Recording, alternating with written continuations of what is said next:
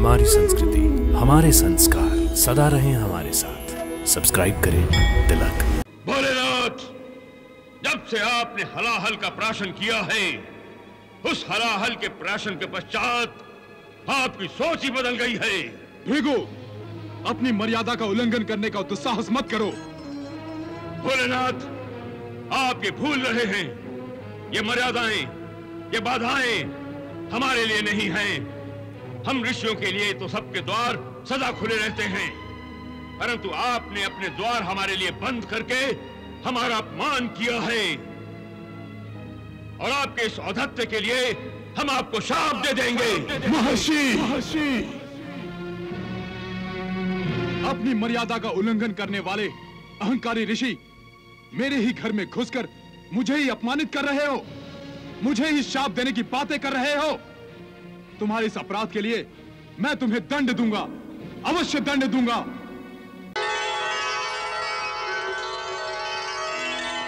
तिरुपति बालाजी और पद्मावती की पवित्र कथा दक्षिण भारत में बहुत प्रसिद्ध है, किंतु उसकी मान्यता संपूर्ण भारत में है, जिसके कारण भारतवर्ष के प्रत्येक क्षेत्र से भक्तजन वेंकटाधिपति और पद्मावती के रूप में लक्ष्मी नारायण के ही दर्शन करने आते हैं।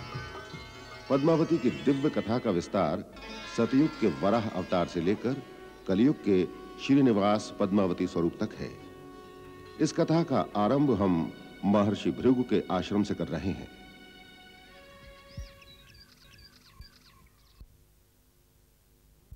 माननीय ऋषिवरों, मैं आप सबसे आज एक प्रश्न पूछना चाहता हूं। हम सब जो अपने इष्ट देव की पूजा अर्चना करते हैं, अंततः हमारी वो पूजा अर्चना किसके पास जाती है? हम उसे किसे अर्पित करते हैं? ऋषिवर भृगु, आपका ये प्रश्न तो बड़ा ही गूढ़ है। हम सब अपने अपने इष्ट की पूजा करते हैं। कोई सूर्य देवता की पूजा करता है, कोई शंकर पार्वती की पूजा करता है, तो कोई विष्णु की पूजा करता है, परंतु हमारी पूजा अंततः किसके चरणों में अर्पित होती है? यही तो रहस्य है कौत्स ऋषि, यही तो रहस्य है। नारायण नारायण नारायण, नारायण नारायण नारायण। प्रणाम देवर्षि। कल्याणमस्तु।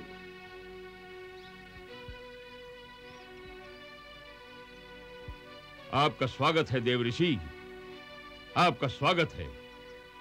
आप अत्यंत ही उचित समय पर पधारे हैं। आपका स्वागत है। देवर्षि, हम सब एक गूढ़ प्रश्न का उत्तर ढूंढने की चेष्टा कर रहे थे। जानता हूं, मैंने वो प्रश्न सुन लिया है कौत्स ऋषि। उस प्रश्न का उत्तर देने के लिए आपसे बड़ा ज्ञानी और कौन हो सकता है?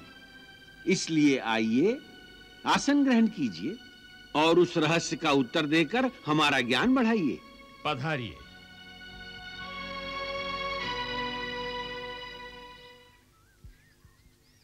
नारायण नारायण नारायण।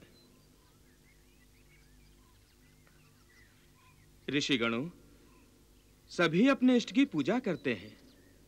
पूजा अर्चना कभी नष्ट नहीं होती, इसीलिए सारी पूजा आराधना उसी परमेश्वर के चरणों में अर्पित होती है जो परमेश्वर है। अर्थात जब यह सृष्टि नहीं थी तब भी थे, अब भी है, और कल्प के अंत में सृष्टि के नष्ट होने के बाद भी वो रहेंगे। परमेश्वर ने सृष्टि की रचना करने के लिए परब्रह्म का अनंत स्वरूप धारण किया था। इसके लिए यह जानना आवश्यक है कि सृष्टि 3 गुणों से बनी है, सत्व, रज और तम। जब यह सृष्टि नष्ट होगी तो ये गुण नष्ट होंगे। इनमें से एक भी गुण जिसमें होगा वो या तो नष्ट हो जाएगा या फिर परब्रह्म में विलीन हो जाएगा। शेष परमेश्वर रह जाएगा जो त्रिगुणातीत है। तो फिर ये कैसे निश्चित किया जाए कि परमेश्वर के तीनों स्वरूप ब्रह्मा विष्णु महेश में से वो कौन है जो त्रिगुणातीत अर्थात इन गुणों से परे है, जो अनंत काल से है और अनंत काल तक रहेगा? और हमारी पूजा का अधिकारी होगा। नारायण नारायण, यही तो देखना है कि वो कौन है जिसमें क्रोध आदि विकार नहीं है, जो तमोगुण का प्रतीक है, जिसमें अहंकार नहीं है, जो रजोगुण का प्रतीक है, यहां तक कि सतोगुण का प्रतीक लक्षण भी उसमें नहीं है। नारायण नारायण। गूढ़ प्रश्न तो अब उठा है ऋषिवर कि ये निर्णय कैसे लिया जाए। मेरी समझ में तो एक ही विधि आती है। कहिए भृगु ऋषि। हमें त्रिदेव को एक एक करके क्रोध दिलाकर यह देखना होगा कि किसमें क्रोध या अहंकार का भाव है और किस किस में शांत स्वभाव है। जिसमें ये तीनों भाव नहीं होंगे वही त्रिगुणातीत है। नारायण नारायण, अर्थात त्रिदेवों की परीक्षा ली जाए। तो इसमें आपत्ति ही क्या है? तो भृगु ऋषि, ये कार्य आपको ही करना होगा। कौत्स ऋषि, अब मुझे आज्ञा दीजिए। प्रणाम। प्रणाम।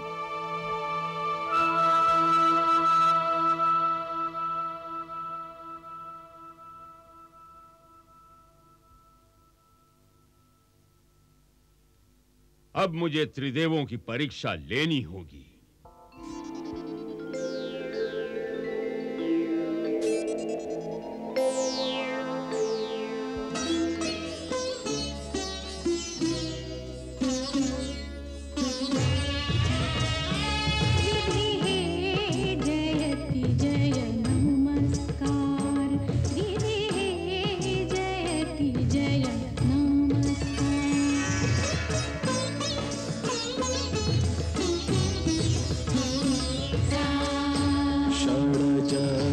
नमस्कार ऋषभस्य नमस्कार गान्धारस्य नमस्कार मध्यमस्य नमस्कार पंचमस्य नमस्कार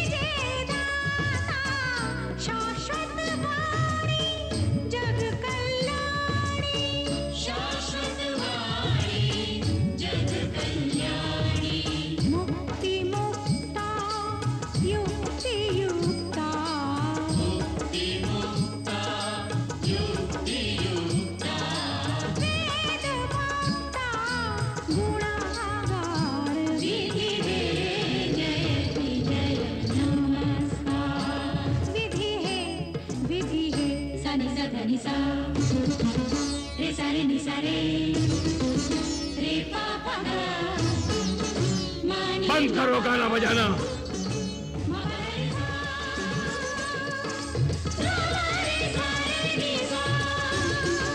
बंद करो ये नाच गाना। विधि है जयति जय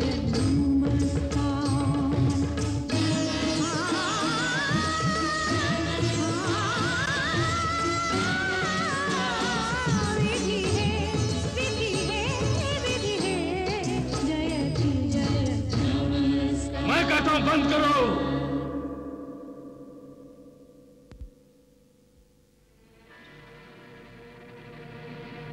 क्या ब्रह्मलोकवासी इतने अधर्मी हो गए हैं जो अपने यहां आए हुए अतिथि का आदर करना तक भूल गए? महर्षि भृगु, हमें शिष्टाचार का पाठ पढ़ाने की चेष्टा करके आप अपनी मर्यादा का उल्लंघन कर रहे हैं। मर्यादा का उल्लंघन तो आप सभी ने किया है। ब्रह्मदेव, देवी सरस्वती सहित आप सभी ने मेरा अनादर किया है, मेरा अनादर किया है। हाँ, अनादर किया है मेरा। भृगु,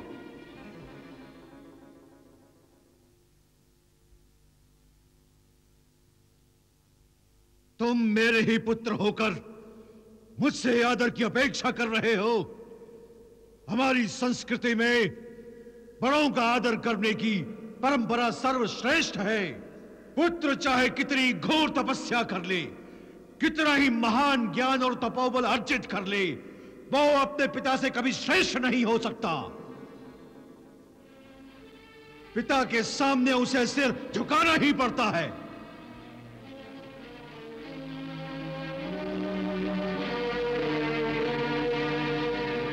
यदि इतनी लंबी तपस्या के बाद भी तुम में संयम नहीं आ सका तो जाओ, फिर से तपस्या करो और अपने मन को अपने अधीन कर लो। क्षमा करें पिताश्री, और मुझे कहने की आज्ञा दें कि संयम तो आप में भी नहीं है। आप भी तो क्रोधित हो गए।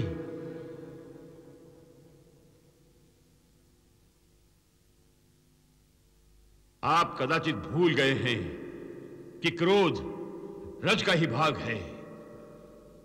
मुझे अपेक्षा थी कि आप त्रिगुणातीत होंगे,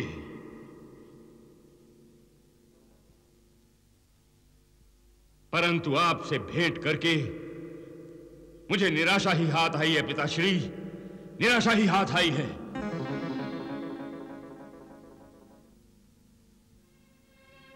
प्रणाम।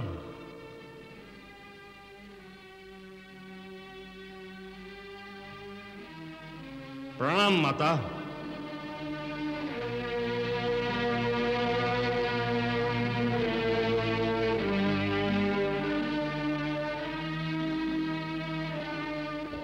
प्रभु, आपकी लीला अगाध है, अपरंपार है।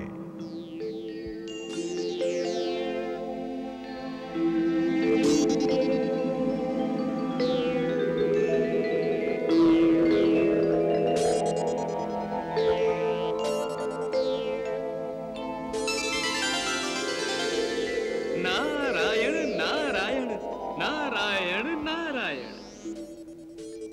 प्रणाम देव ऋषि। कल्याणमस्तु। लगता है आप ब्रह्मलोक से आ रहे हैं भृगु ऋषि। हाँ देवर्षि, पितामह ब्रह्मदेव से भेंट करके आ रहा है। नारायण नारायण।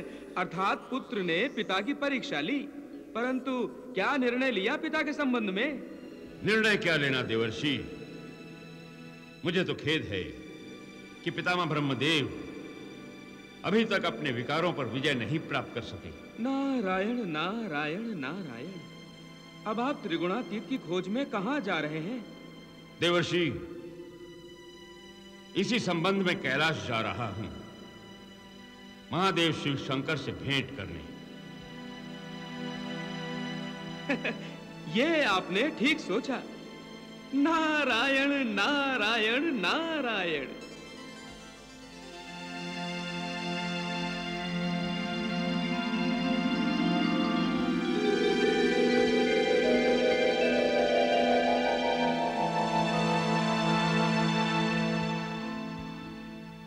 प्रणाम महर्षि। कल्याणमस्तु। हे नंदीश्वर, महादेव शिव शंकर कहाँ हैं? महादेव माता पार्वती के साथ महल के अंदर चौसर खेल रहे हैं।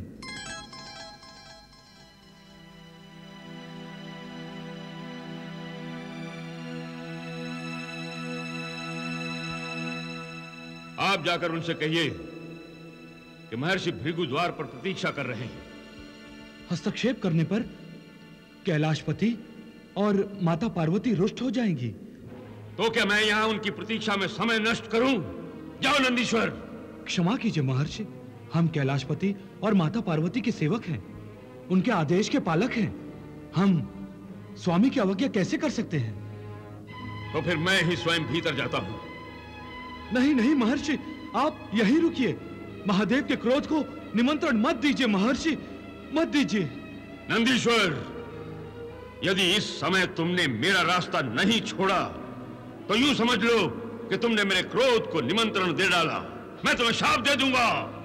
क्षमा कीजिए महर्षि, क्षमा क्षमा कीजिए। हट जाओ।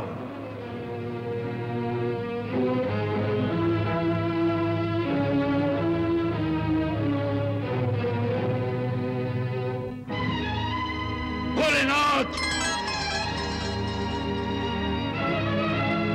महर्षि भृगु, किसी के निजी भवन में इस तरह बिना आज्ञा के अंदर घुस आना कहां का शिष्टाचार है? हमारे एकांत में बाधा डालने का आपको किसने अधिकार दिया? भोलेनाथ, जब से आपने हलाहल का प्राशन किया है, उस हलाहल के प्राशन के पश्चात आपकी सोच ही बदल गई है। भृगु, अपनी मर्यादा का उल्लंघन करने का दुस्साहस मत करो। भोलेनाथ, आप ये भूल रहे हैं, ये मर्यादाएं, ये बाधाएं हमारे लिए नहीं हैं। हम ऋषियों के लिए तो सबके द्वार सदा खुले रहते हैं, परंतु आपने अपने द्वार हमारे लिए बंद करके हमारा अपमान किया है, और आपके इस औद्धत्य के लिए हम आपको शाप दे देंगे। महर्षि, अपनी मर्यादा का उल्लंघन करने वाले अहंकारी ऋषि मेरे ही घर में घुसकर मुझे ही अपमानित कर रहे हो, मुझे ही शाप देने की बातें कर रहे हो। तुम्हारे इस अपराध के लिए मैं तुम्हें दंड दूंगा, अवश्य दंड दूंगा। मैं अपनी क्रोधाग्नि में जलाकर तुम्हें भस्म कर दूंगा। हाँ।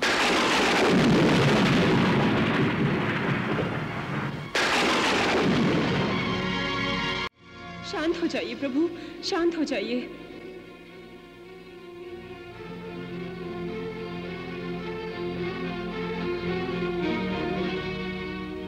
ये क्या अनर्थ करने जा रहे हैं आप? इनकी उद्दंडता का दंड देने जा रहा हूं। आप हट जाइए देवी, मैं भृगु का अस्तित्व ही नष्ट कर देना चाहता हूं। क्रोध में कहीं ये अनर्थ आप सचमुच ही ना कर बैठिएगा। महर्षि भृगु के अस्तित्व के साथ संपूर्ण सृष्टि का अस्तित्व जुड़ा हुआ है। सृष्टि विकास के लिए ही तो सृष्टि विधाता ब्रह्मदेव ने महर्षि भृगु को उत्पन्न किया है। अगर आप महर्षि भृगु के अस्तित्व को नष्ट कर देंगे तो संपूर्ण सृष्टि का अस्तित्व संकट में आ जाएगा। इन्होंने हमारा अपमान किया है देवी पार्वती। आप दयालु हैं प्रभु, भक्त वत्सल हैं। आपने हलाहल जैसे विष का प्राशन कर उसके प्रभाव को धारण किया है, तो क्या आप महर्षि भृगु जैसे ऋषियों द्वारा जो आपका अपमान हुआ है उसे भूल नहीं सकते? और सच पूछिए तो ये अपमान नहीं है प्रभु। महर्षि भृगु सत्य ही तो कह रहे थे। ऋषि मुनियों के लिए तो सबके द्वार सदैव खुले रहते हैं, और हमने अपने द्वार उनके लिए बंद रखकर भूल की है। इसलिए प्रभु शांत हो जाइए, शांत हो जाइए महादेव। भोलेनाथ, मुझे क्षमा कर दीजिए, क्षमा कर दीजिए। क्षमा? मैं तो आप पर प्रसन्न हुआ महर्षि भृगु। आप जो कुछ भी कर रहे हैं सृष्टि कल्याण के लिए कर रहे हैं, और फिर आपने तो अपने प्राणों की भी परवाह नहीं की। आप तो अंतर्यामी है प्रभु, आप तो अंतर्यामी हैं, सब जानते हैं आप प्रभु। आप धन्य हैं महर्षि। साक्षात त्रिदेवों की परीक्षा लेने का साहस केवल आप जैसा महात्मा ही कर सकता है। आप जो लीला रचा रहे हैं उसका आनंद हमने भी लिया है। पृथ्वी वासियों के लिए जो आप लीला रचा रहे हैं उसे हमारा आशीर्वाद है। हे महर्षि भृगु, आप भी जानते हैं कि क्रोध मेरा स्थायी भाव है, इसलिए मैं भी त्रिगुणातीत नहीं हूं। आप सचमुच महादेव हैं, महादेव। हे भोलेनाथ, आपकी कृपा हम पर सदैव बनी रहे, सदैव बनी रहे। तथास्तु। माता पार्वती, आपको भृगु का कोटि कोटि प्रणाम, कोटि कोटि प्रणाम माता।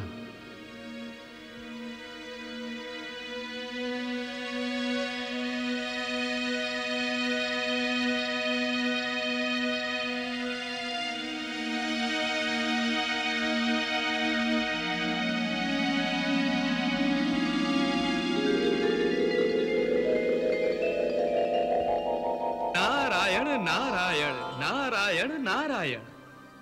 देवर्षि, आपकी लीला तो सबसे विचित्र है। आपने भृगु ऋषि को स्वयं अपने मुंह से कुछ भी कहे बिना त्रिदेवों की परीक्षा लेने का सुझाव दे दिया, और भृगु ऋषि भी ऊंच नीच सोचे बिना त्रिदेवों की परीक्षा लेने निकल पड़े। परमपिता ब्रह्मदेव तो भृगु ऋषि के पिता ही हैं, इसलिए अपने पुत्र को क्रोध आने पर भी क्षमा कर देते। परंतु महादेव शिव शंकर के क्रोध का सामना करने के संकट में आपने उन्हें क्यों डाल दिया था? कहीं भोलेनाथ क्रोध में आकर अपनी तीसरी आंख खोल देते तो भृगु ऋषि की क्या दशा होती? नारायण नारायण। भृगु ऋषि ब्रह्मदेव के मानस पुत्र हैं और मनुष्य होने के नाते भूल चूक तो हो ही सकती है। इस बात को भोलेनाथ भली भांति जानते हैं देवेंद्र। तभी भोलेनाथ क्रोध आने पर भी संयम से काम ले रहे थे, इसलिए उन्होंने अपनी तीसरी आंख नहीं खोली और भृगु ऋषि उनके प्रकोप से बच गए। परंतु अब तो भृगु ऋषि भगवान विष्णु की परीक्षा लेने जा रहे हैं। भक्त भगवान की परीक्षा ले, ऐसा दृश्य कभी कभार देखने को मिलता है देवेंद्र। नारायण नारायण नारायण। यह सब आपकी लीला है देवर्षि, आप ही इस नाटक के सूत्रधार हैं। देखें, अब भगवान और भक्त में नाटक का कौन सा दृश्य घटने वाला है। नारायण नारायण नारायण नारायण।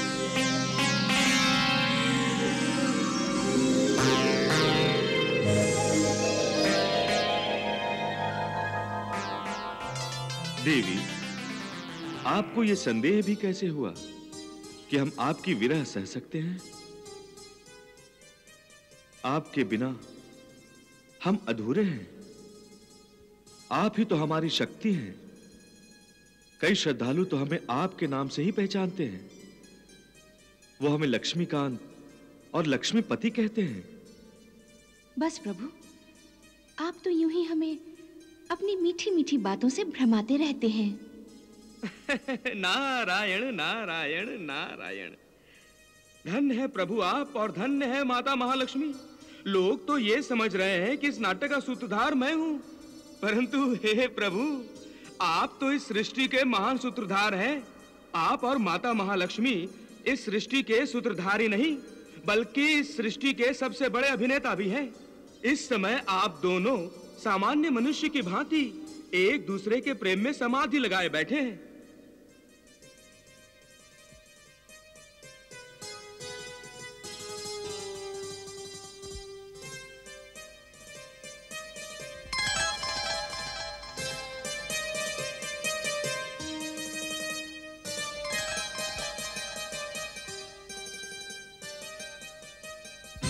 विष्णु,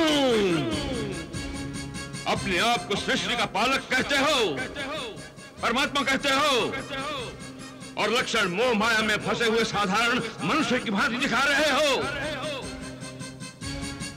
प्रेम की मुद्रा में ऐसे मस्त हो गए हो कि अपने द्वार पर आए हुए अतिथि का अनादर अपमान कर रहे हो। नारायण नारायण नारायण। ठीक है, मैं तुम्हारे इस दुस्साहस और अपने अपमान के लिए तुम्हें शाप देता हूं विष्णु, कि तुम लक्ष्मी से बिछड़ जाओ।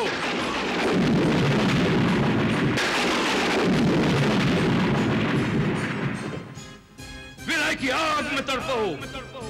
मोह के मारे साधारण मनुष्यों की भांति तुम भी पृथ्वी लोक पर लक्ष्मी को ढूंढते फिरो।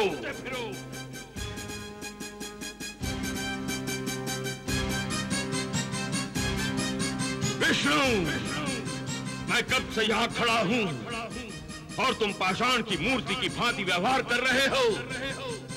मैं भी देखता हूँ तुम कितने पत्थर हो, कितनी शक्ति है तुम में।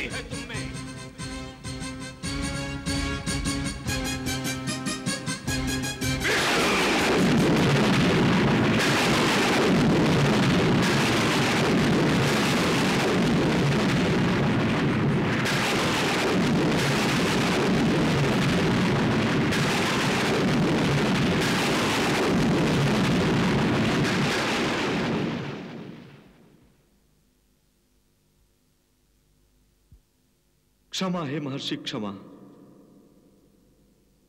हम अपने आप में इतने खोए हुए थे कि आपका उचित स्वागत न कर सके।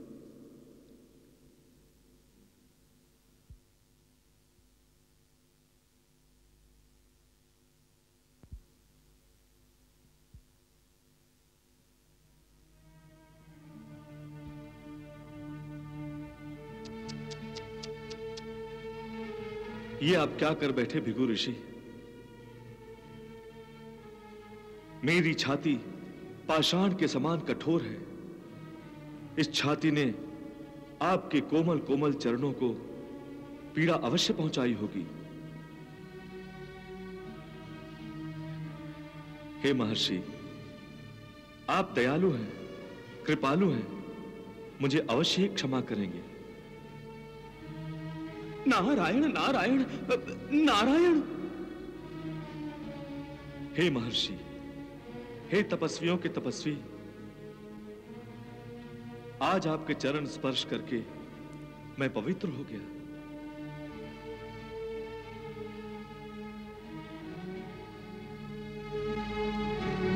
महर्षि, आप खड़े क्यों हैं? विराजिए।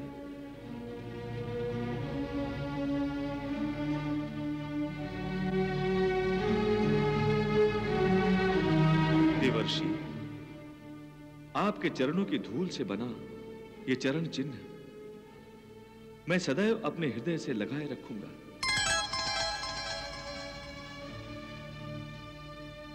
ये चरण चिन्ह अनंत तक मेरी छाती की शोभा बढ़ाता और आपकी याद दिलाता रहेगा। हे प्रभु, मुझे क्षमा कर दीजिए। प्रभु, मुझे क्षमा कर दीजिए।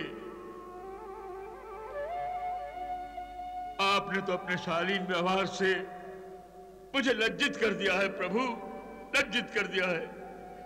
आप जगत गुरु हैं, बलवानों का बल, ज्ञानियों का ज्ञान है, सारे विकारों से परे हैं। यह संपूर्ण जगत आप ही निर्माण करते हैं और इसका विनाश भी आप ही करते हैं। प्रभु,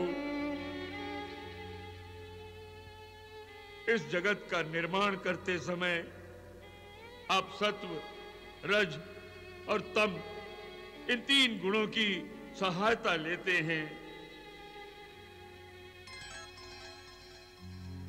परंतु आप स्वयं इन तीन गुणों से परे हैं। प्रभु, आप त्रिगुणातीत हैं। प्रभु, त्रिगुणातीत हैं। नारायण नारायण। प्रभु की लीला अपरंपार है। इसीलिए हम सब भक्तों की पूजा आराधना अंततः आप ही तक पहुंचती है। प्रभु, अतः आप ही हमारी उपासना के एकाधिकारी हैं। प्रभु, एकाधिकारी हैं।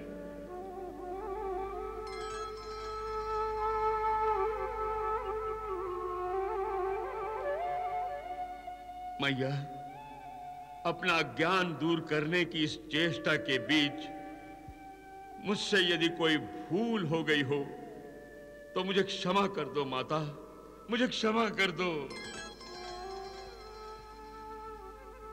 महर्षि,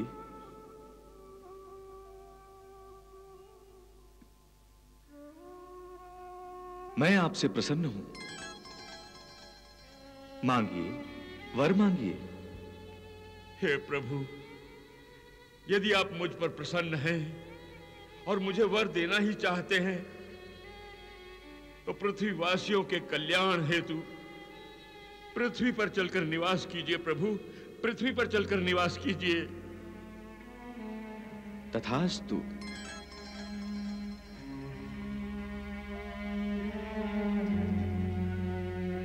प्रणाम माता। प्रणाम।